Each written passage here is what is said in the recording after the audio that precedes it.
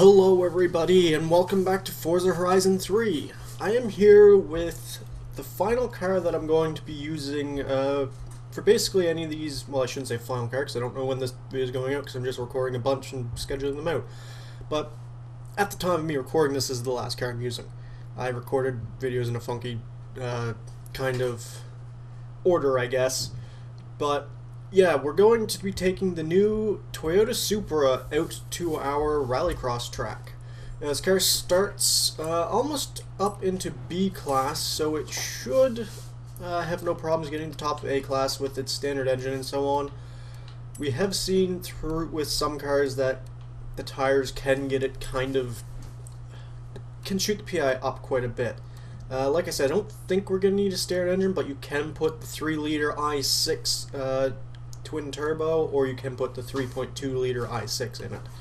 I'm not going to be putting either one of them in the car just because I want to keep the standard engines. We are going to put it we're going to give it all-wheel drive. We may come back and put a turbo on it, I'm not sure yet.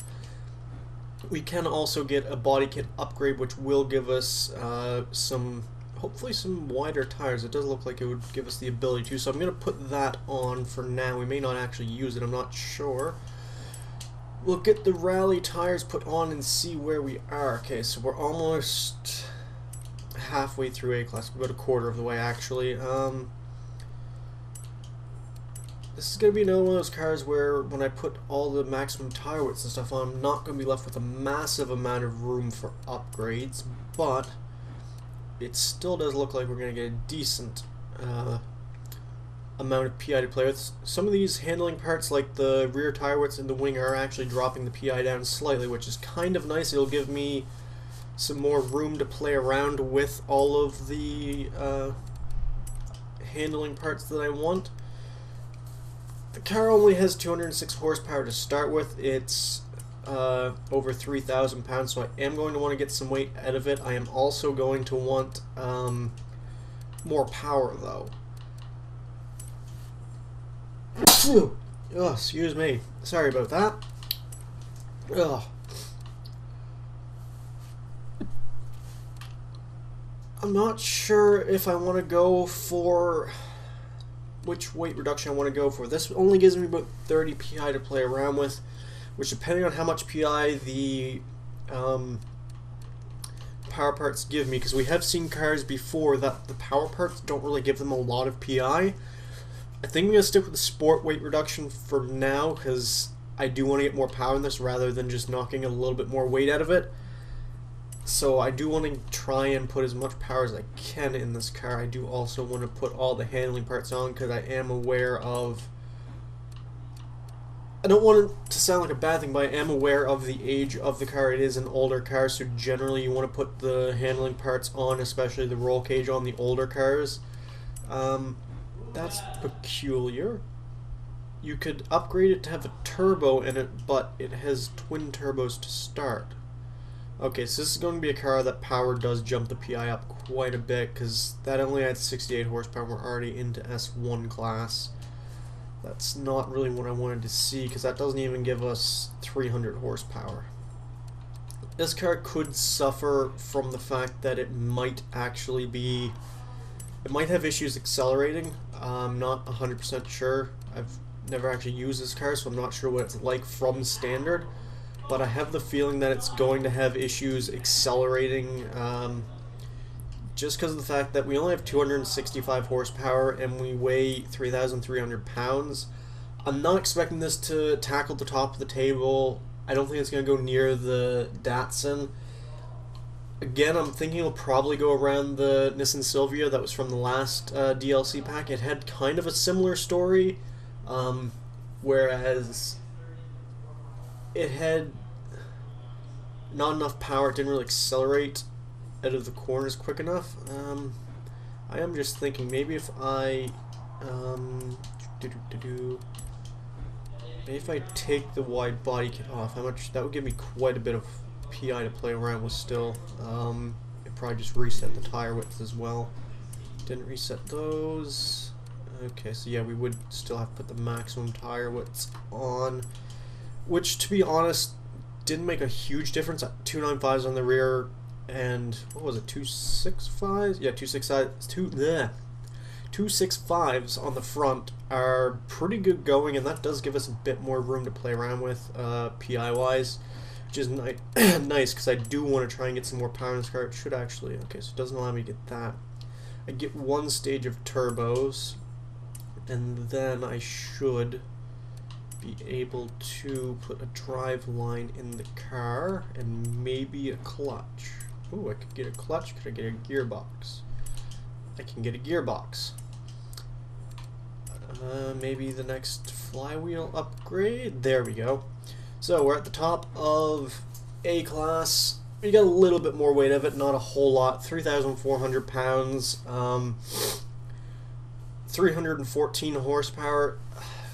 Even giving us that little bit extra PI to play around with, I still don't think it's going to go phenomenally quick. It doesn't have the power to weight ratio to really accelerate, I don't think. But there's only one way to find out, and that is to take it around our track. Alright, we are here at the North Plains Scramble circuit to take the Toyota Supra for its 5 laps. Now, I don't know if you guys noticed I think it was the last North Plains Scramble circuit I did, I actually messed up. I only did 4 laps with the car. I was watching back the video, actually I wasn't watching back the video, I didn't even notice it when I watched it back. I was just on my video manager page and I saw that the video was only like 9 minutes, and I was like, that just doesn't seem right. And I watched back and I stopped at the 5th lap instead of the 6th lap, so that was my bad. Yeah, I'm just gonna fess up to that one. But let's move on to this car. I will take this one for its full amount of laps. This car has an interesting turbo whistle whenever you shift up. It's kind of really high pitched. There it is. Yeah, this car actually isn't as bad as I thought it would be. It doesn't have the acceleration of some of the cars we've taken around here. Oh, I'm going to miss that checkpoint, aren't I? Yep, okay. We're just going to rewind that. Actually, not that it kind of matters.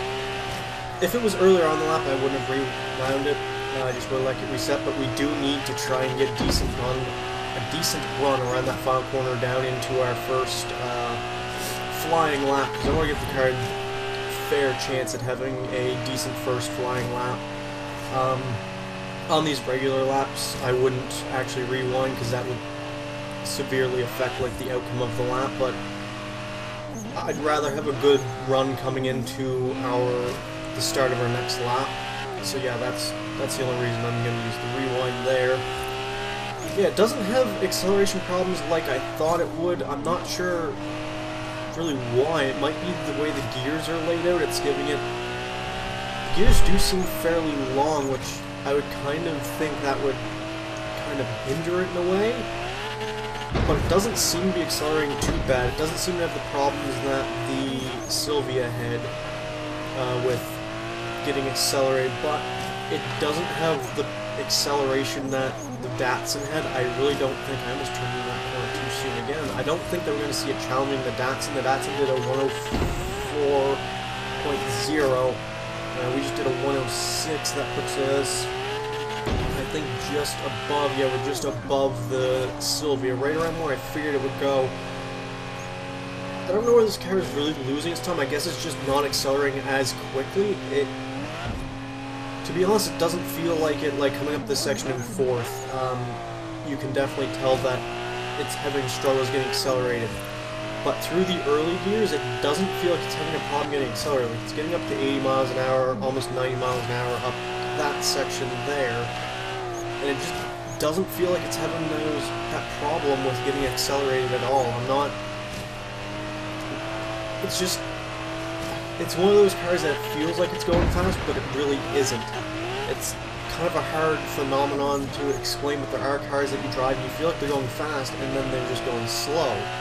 This is one of them. It feels like it's going around this circuit fast. It doesn't feel like record-breaking fast or anything like that.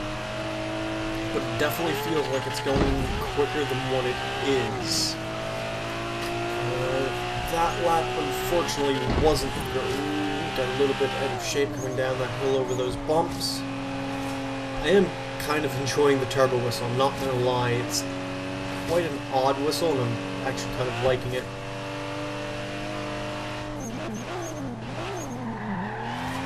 I ran a little bit too deep into the braking into that corner. Through the hairpin. Yeah, this car, it's a good all-around car. It doesn't want to slide around on you or anything like that. That is probably helped by the fact that it is all-wheel drive. Usually all-wheel drive, they have like 500 horsepower or so. Anything below 500 is usually safe to say it's not going to slide around on you. You start putting like 1500 horsepower into an all-wheel drive car, and of course it's going to want to slide around on you if you push it hard enough. This car, only having a 300 and some odd horsepower, yeah, you don't really get it sliding around at all.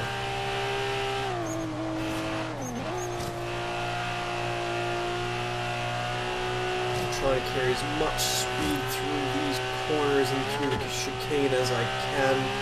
Try and get a better lap. I almost just ran a little bit wide. Caught up by a bump there and almost got carried it wide into a tree. That would have been a terrible way to end the final lap. Well, not really end, it's more of starting the final lap, but you know what I mean.